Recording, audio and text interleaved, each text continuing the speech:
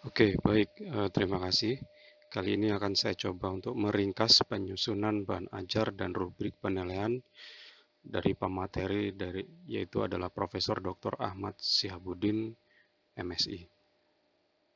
Ya, di slide yang pertama ini ada penyusunan bahan ajar dan rubrik penilaian. Kemudian next ya. Jadi tujuannya adalah peserta dapat memahami teknik penyusunan dan pengembangan bahan ajar. Peserta dapat memahami pengembangan evaluasi dan rubrik penilaian. Tapi sebelumnya saya perkenalkan diri, nama saya Arnes dari Universitas Bandar Lampung. Oke, nah di dalam slide ini ada pokok bahasan. Yang pertama yaitu teknik penyusunan buku sebagai bahan ajar. Yang kedua adalah tahap pengembangan dan penyusunan buku sebagai bahan ajar. Dan yang ketiga adalah lembar evaluasi bahan ajar. Dan yang keempat adalah rubrik kriteria penilaian. Di dalam video ini saya tidak menjelaskan secara total karena hanya berupa ringkasan secara gambaran umum saja. Oke, saya langsung meloncat ke slide yang ke-6 ya.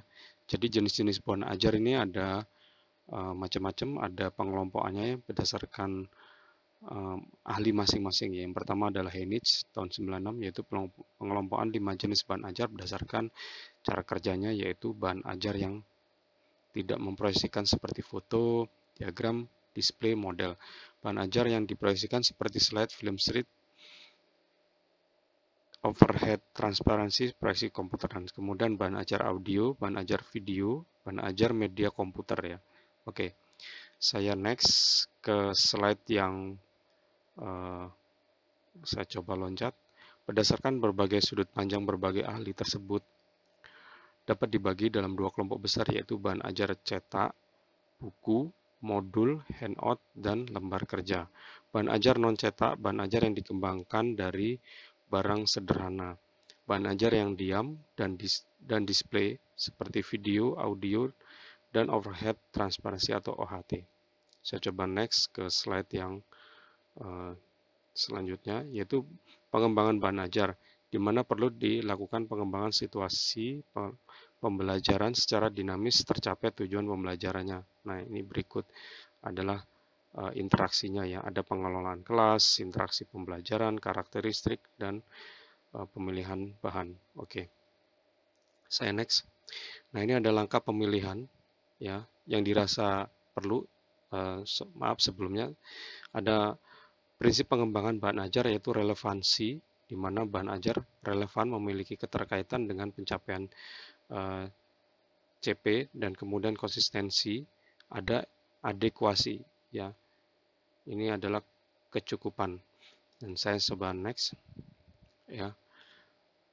Kemudian di sana ada langkah pemilihan identifikasian CP yang menjadi acuan atau rujukan pemilihan ajar, mengidentifikasi jenis-jenis materi bahan ajar, kemudian memilih bahan ajar yang relevan dengan CP yang telah teridentifikasi, kemudian memilih bahan ajar.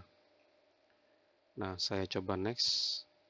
Nah, ini ada teknik penyusunan buku bahan ajar, yaitu buku ajar atau buku daras adalah buku teks yang digunakan untuk standar mata kuliah pelajaran tertentu.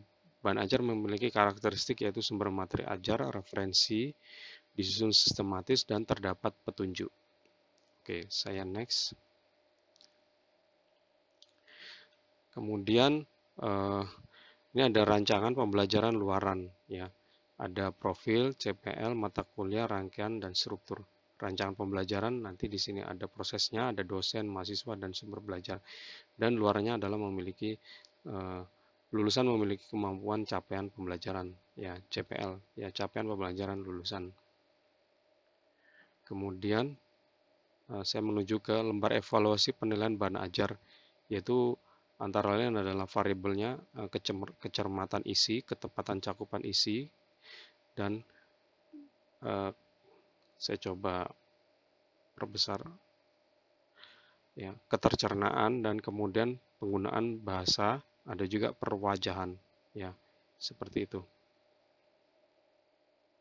Nah, kemudian ini adalah evaluasinya dalam bentuk seperti ini formnya dan penutup ya, pengembangan bahan ajar, sesuai dengan kurikulum ini, maka yang ada.